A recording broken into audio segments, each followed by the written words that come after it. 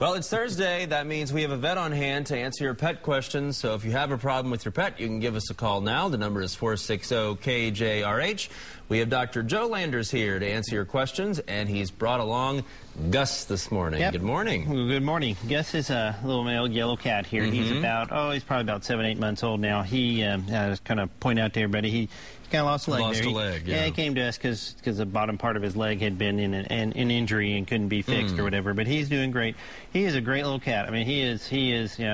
Kind of turn him over here. He'll do anything for you. He's very, very nice. He's being a little shy right now and trying to hide a little bit. But seems honestly, a little shy. Yeah. For his age, he is not very hyper at all. I mean, this is the age of cat that is hard for me to bring in because when they're little, you can kind of catch them, and when they're older, a lot of times they're calm. But this middle age, usually they're hyper. So. But you said he was up walking around the day after you took off his leg. Absolutely. I kind of kidded with someone up front, but it's kind of true. Guy used to in veterinary school used to say three-legged with a spare. That dogs and cats had 3 legs with a spare, and that's very true. So. Well, it seems like he's doing great. We'll tell you where to find Gus in just a moment. First, though, let's go to the phones. And first up today, we have Carol in Turley. Good morning, Carol. What's your question?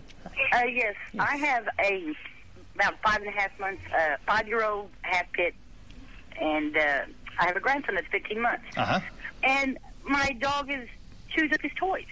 When the very toy he'll play with, you'll turn around and he's took it outside and he's chewed it up. Sure. And that's a lot of times what I'll tell people is my first rule to everybody is nobody under 5 and really 5-6 years of age gets left alone with any dog that isn't stuffed. Okay. And so you always want to be kind of careful.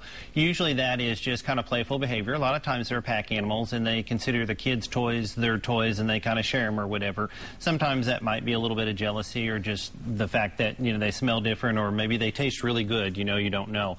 But that's not uncommon, but still you always want to make sure that they are both supervised together. Most dogs will be fine and nice and they understand, but you want to be real careful. So. All right, let's head down to Bixby and talk to Bill. Good morning, Bill.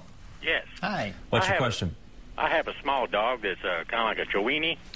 Yep. And he puts off a musty odor. I can give him a bath, and 2 days later he smells musty again. Sure. How old is he? He's about a year and a half old. Yeah, a lot of times this is about the time they start developing some allergies. And sometimes allergies are a lot of scratching.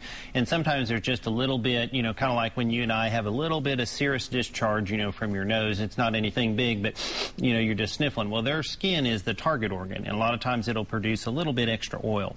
So what you're going to do is bathe more often, okay? And also sometimes you can use some Benadryl if they start itching and stuff. But one thing that we like to use, a little bit of those fish oil capsules, those omega-3s. And you can kind of talk to your veterinarian, but sometimes that helps. Now, as time moves on, it may get actually a little bit worse than better. So. Do they make cologne for dogs, you think? Actually, they do. Do they? Yes, they make canine cologne number 5 and lots of different deals, so that helps. But the bathing, what he's talking about there, bathing the dog really does help. And yeah, it'll be 2 or 3 days, but remember, you and I bathe every day. So if you have oily skin, you can pretty much take care of that. And sometimes you're going to have to bathe the dog a little bit more. So. All right, I think we're out of time, but if you would like to adopt Gus, you can call Animal Aid at 744-8280 or log on to animalaid.org.